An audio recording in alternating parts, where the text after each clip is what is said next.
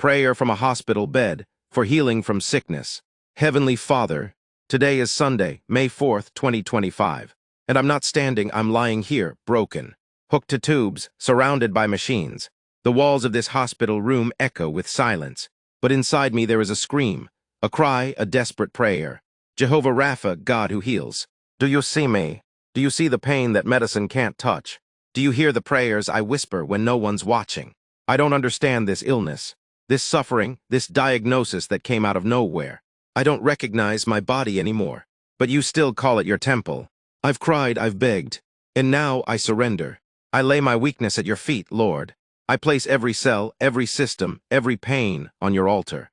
Because your word says in Jeremiah 30:17, I will restore you to health and heal your wounds. And I'm holding on, Lord, with what little strength I have left. Breathe into me again.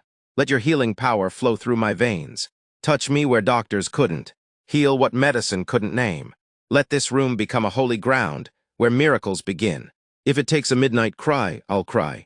If it takes brokenness, I'll break. If it takes faith like a mustard seed, that's all I have left.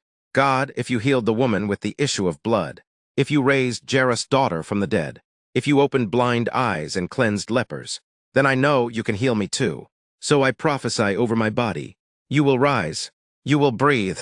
You will walk out of this hospital with a testimony, not just healed but whole, not just surviving, but revived. Let this sickness be a setup for glory. Let my scars speak of grace. Let the doctors say, we can't explain it, and I'll say, but God. In the name that heals all names, Jesus Christ, I declare. I shall not die, but live, and declare the works of the Lord. Amen.